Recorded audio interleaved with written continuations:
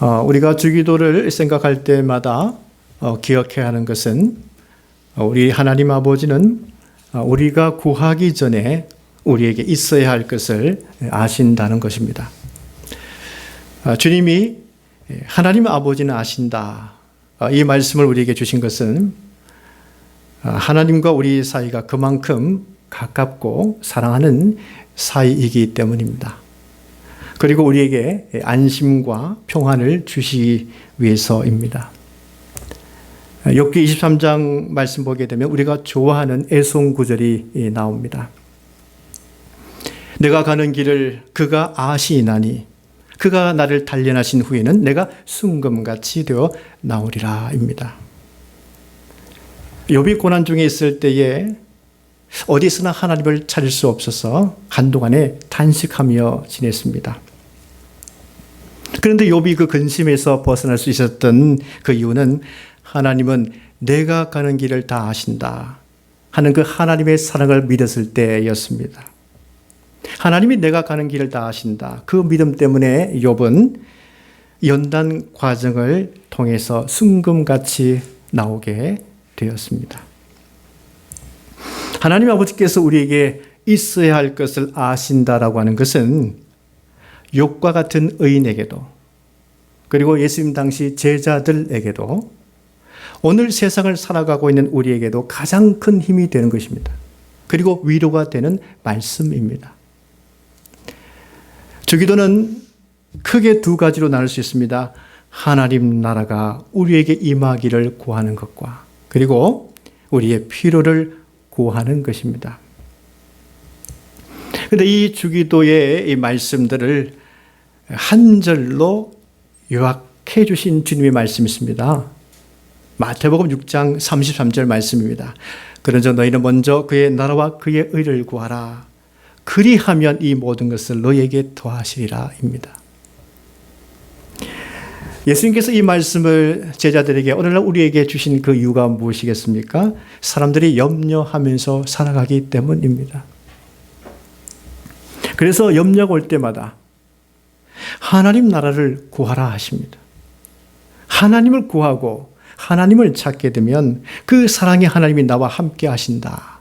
또 나를 다 아신다 하는 사실을 알게 되고 그 믿음이 생겨서 염려의 마음이 떠나가게 됩니다. 그리고 실제 하나님께서 우리의 상황까지도 바꾸어 주시고 해결해 주십니다. 너희는 먼저 그의 나라와 그의 의를 구하라.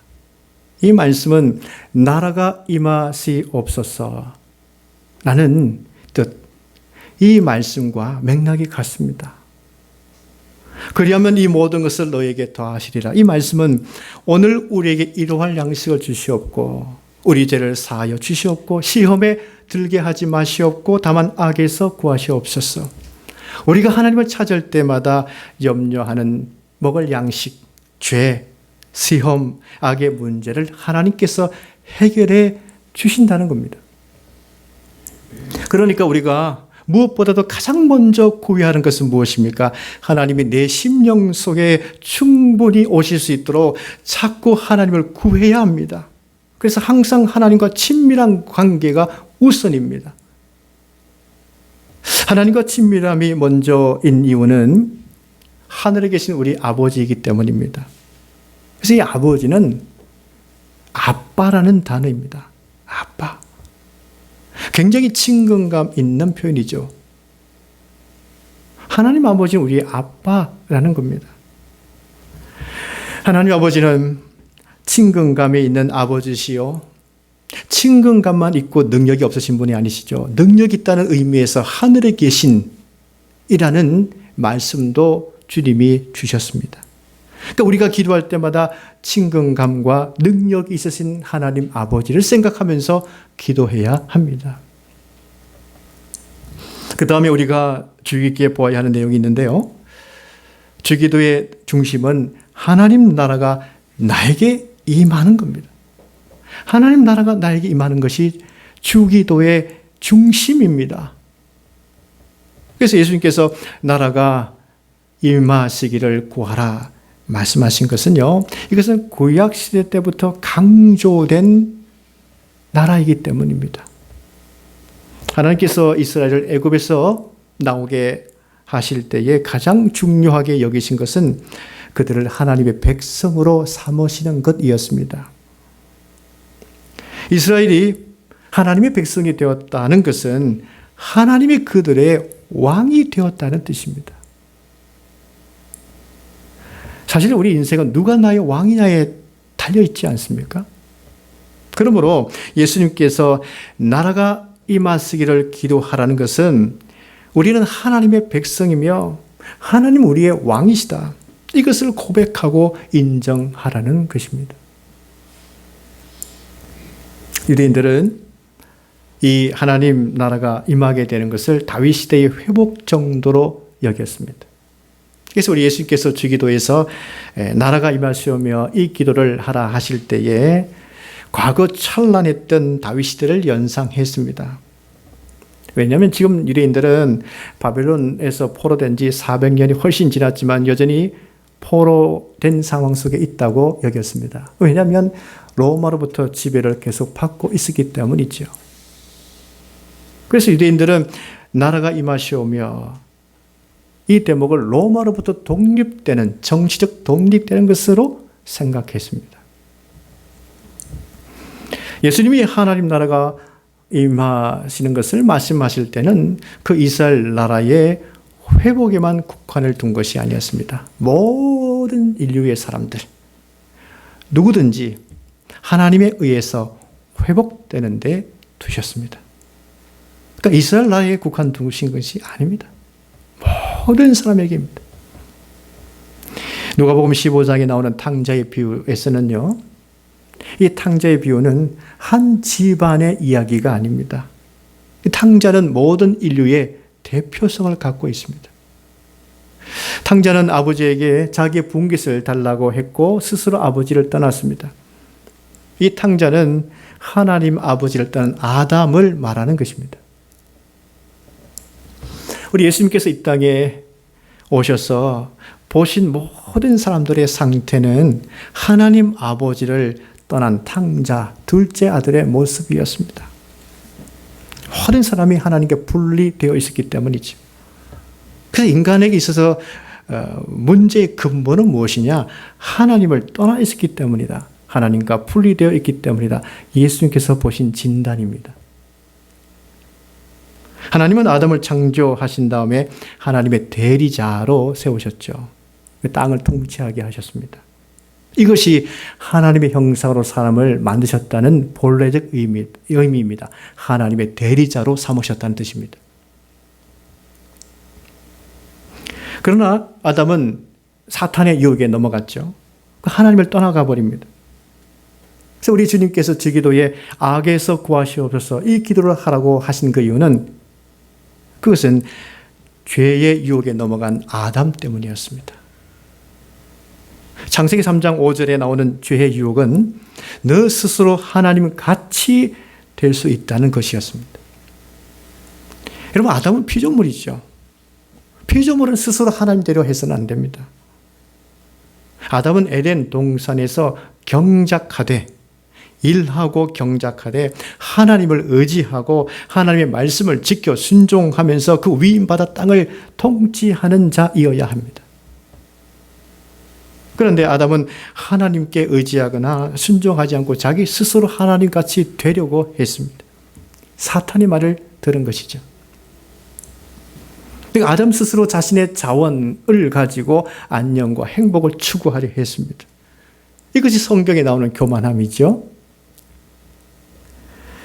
아담이 하나님께 등을 돌린 것을 예수님께서는 탕자의 비유로 설명하십니다. 탕자는 자기의 분깃을 달라고 해서 아버지를 멀리 떠나가 버립니다. 자기 분깃을 챙겨서 자기 자원만으로 살겠다는 뜻입니다. 여러분, 아담과 이 탕자는 창조주 하나님, 그 아버지의 무한한 풍부함에서 분리되었습니다. 결국 자신들의 제한된 자원에 갇혀버립니다. 탕자를 보십시오. 자신의 제한된 분깃에 갇혀버립니다. 다 쓰고 나니까 없습니다. 사람이 아무리 뛰어나도 자신의 제한적인 것으로만 살게 되면 제한적인 것으로밖에 살 수 없습니다. 그것은 결국 결핍된 인생이 됩니다.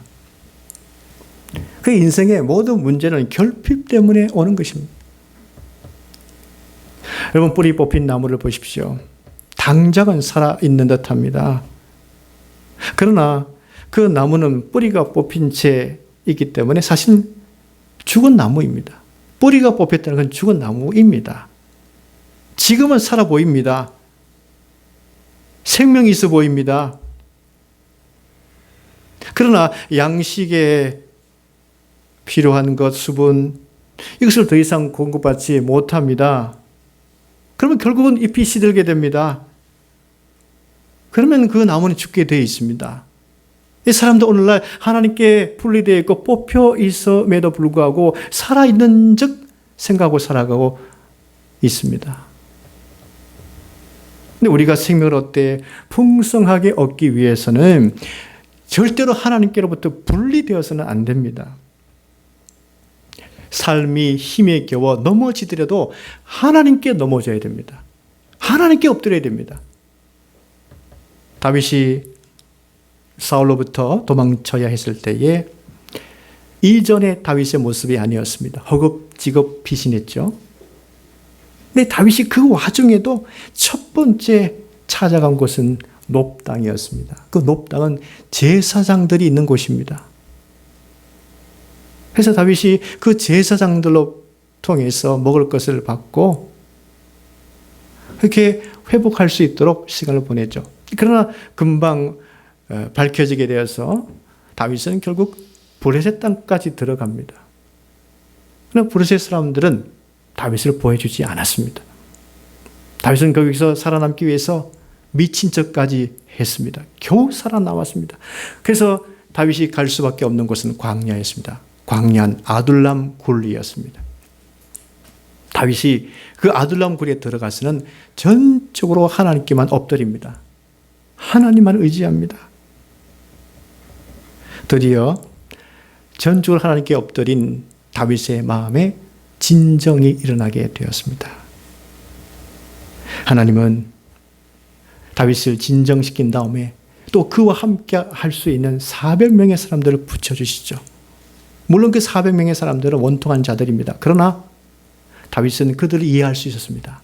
본인도 지금 그와 같은 상황이었기 때문에. 그래서 일명 아둘람굴을 아둘람 교회라고 말합니다. 그러니까 사람이 넘어져도, 힘들어서 넘어져도 주님 품에 넘어져야 된다. 교회로 넘어져야 된다. 그래야 그가 하나님을 통해서 다시 회복할 수 있다 하는 것이 다윗의 아둘람 굴에 대한 메시지입니다. 여러분, 다윗은 만만이라는 백성들의 칭송을 받은 자이죠. 그러나 여러분, 그 칭송이 다윗을 보여주었습니까? 아니었습니다. 그 칭송 때문에 다윗은 도리어 사울에게 괴롭힘을 당했습니다.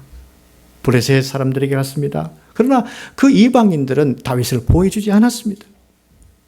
다윗은 하나님께 엎드렸습니다. 결국 아무것도 없는 다윗은 자신의 보호자가 되어달라고 하나님께 엎드렸습니다. 그래서 아무것도 없는 다윗에게 보호자가 되신 분은 오직 하나님뿐이었습니다. 풍성한 구원의 은혜를 베풀어 주셨습니다. 그래서 그 다음부터는 하나님께서 사울의 눈으로부터 다윗을 보호해 주십니다. 사실 이 다윗은 하나님께로부터 오는 보호함, 풍성한 은혜를 경험하기 전까지는 그런 죽음의 두려움 가운데 있었습니다. 그때는요, 골리앗을 넘어뜨린 믿음의 용사 모습이 전혀 보이지 않았습니다. 누구나 그렇습니다. 그런 상황이라면 누구나 그렇게 될 수밖에 없습니다. 자신을 삼키려 하는 사울 앞에 벌벌 떨었습니다. 그 내용이 시편 57편에 나타나 있죠. 그때 다윗은 하나님이여 내게 은혜를 베푸소서, 내게 은혜를 베푸소서. 내 영혼이 주께로 피하되 주의 날개 그늘 아래에서 이 재앙들을 지나가기까지 피하리다 고백했습니다. 다윗이 얼마나 두려웠으면 이렇게까지 표현했을까요? 다윗이 왜 사람을 의지하지 않고 하나님께 은혜를 베풀어 달라고 하나님을 의지했을까요? 어디를 가나 피할 곳이 없었기 때문이었습니다. 내가 피할 곳은 하나님밖에 없다는 것을 다윗은 몇 차례 피신의 과정을 통해서 깨달았습니다. 어디를 가나 피할 곳이 없구나. 어떤 사람을 만나도 내가 피할 곳이 없구나. 그 상황을 다윗은 알았습니다. 내가 피할 곳은 하나님밖에 없다. 하나님 보호하심 밖에 없다. 그래서 다윗은 하나님께 의지하는 자로 갔습니다. 다윗은 고백합니다. 내가 지존하신 하나님께 부르짖으며 곧 나를 위하여 모든 것을 이루시는 하나님께로다. 그가 하늘에서 보내사 나를 삼키려는 자의 비방에서 나를 구원하실지로다. 하나님이 그의 인자와 진리를 보내시리로다. 다윗은 하나님께 몸을 피한 다음에 구원받았음을 확신하고 안심이 되었습니다. 그래서 그가 그렇게 고백하죠. 영광아 깰지어다. 그렇게 고백합니다. 내 마음이 확정되었으니 영광아 깰지어다. 성도 여러분, 우리는 만 백성들로부터 모든 칭송을 받거나 모든 관심을 받거나 모든 사랑을 받으며 끝내주는 인생이 될 것이라고 생각합니다. 우리 다윗을 통해서 배우는 것은 무엇입니까? 그렇지 않다는 겁니다. 아무리 칭송을 받아도 아무리 사랑받아도 끝내주는 인생은 되지 못합니다.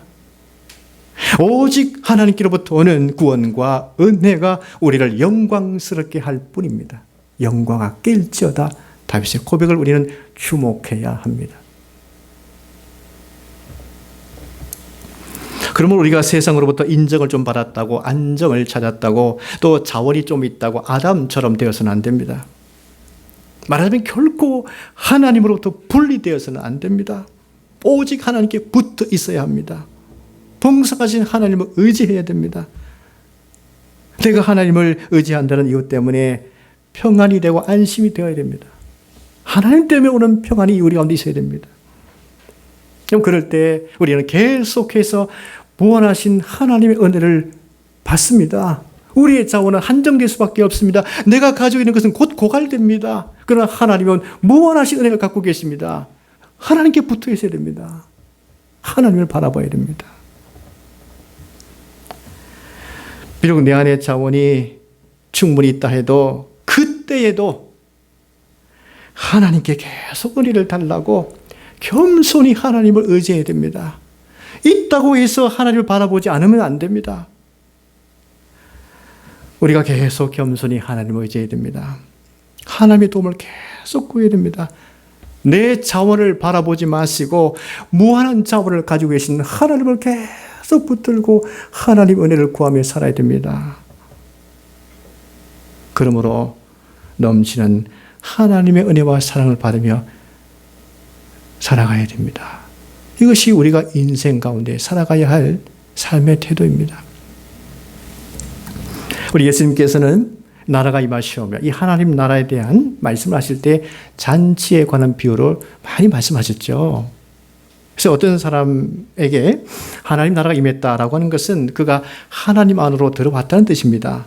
구원받았다는 뜻입니다. 그런데 어떤 사람이 하나님 안으로 들어왔다, 구원받았다라고 하는 것은 결국 하나님 나라 잔치를 경험하게 되었다는 뜻입니다. 그동안 우리가 하나님 안에 들어오기 전까지는 세상에서 열심히 살고 열심히 벌어보려고 일하고 애를 썼지만 그게 얼마나 되었습니까? 그러나 하나님 안에 들어와 보니까 하나님께서 얼마나 무한하신 하나님이신지 그것을 발견하게 되고 하나님의 잔치를 경험하게 되는 것입니다. 예수님께서 하나님 나라를 잔치에 비유하신 것은 하나님 나라는 그 인간을 결핍에서 벗어나게 하기 때문입니다. 시편 23편 말씀 보시면 하나님 안에서 받은 구원의 상태가 무엇인지 잘 설명되어 있습니다. 여호와는 나의 목자시니 내게 부족함이 없으리로다. 내가 사망의 음침한 골짜기를 다닐지라도 해를 두려워하지 않을 것은 주께서 나와 함께 하심이라. 주의 지팡이와 막대기가 나를 안위하시나이다. 주께서 내 원수의 목전에서 내게 상을 차려주시고 기름을 내 머리에 부으셨으니 내 잔이 넘치나이다. 구원의 잔치는 원수들의 목전 앞에서 베풀어집니다. 예수님께서 하나님 나라가 임하는 것을 구원의 잔치로 보신 것은 이것은 구약에서부터 내려온 것입니다. 여러분 잔치, 그러면 풍성함, 기쁨 이것이 금방 우리가 떠오르지 않습니까? 반면에 이 사탄의 나라는 어떻습니까? 부족함이죠. 결핍, 욕구, 불만. 그래서 사랑 대신에 다툼만 있는 곳이 사탄의 나라입니다. 제한된 자원을 서로 차지하기 위해서 다툼이 일어나는 곳이 사탄의 나라죠. 최초의 아담이 경험한 나라입니다. 그럼 우리 예수님께서는 예수님을 통해서 그 하나님 나라를 경험할 것을 말씀하시죠. 왜냐하면 하나님 나라는 풍성한 은혜가 있는 곳이기 때문입니다. 예수님이 이 탕자의 비유를 통해서 말씀하시는 이 하나님 나라를 다시 들어보십시오. 그 아버지는 돌아온 탕자에게 내 아들은 죽었다가 다시 살아났다. 내가 잃었다가 다시 얻었노라. 이렇게 두 번씩이나 강조하면서 기뻐했습니다. 근데 그 아버지는 탕자의 삶에 대한 그 죄에 대해서 묻지 않았습니다. 그냥 받아들이셨습니다. 그리고 제일 좋은 옷을 입히셨습니다. 가락지를 끼워주셨죠. 그리고 발에 신을 심겨주셨습니다. 그리고 풍성한 잔치를 베풀어 주셨습니다. 그 아버지는 계속 그 둘째 아들 탕자에게 계속 주시기만 하십니다. 하나님 나라는 우리에게 주는 나라라는 말씀입니다. 예수님께서 나라가 임하시오며 이 기도를 우리에게 하라고 하시는 것은 하나님 나라가 우리 가운데 오기 때문입니다.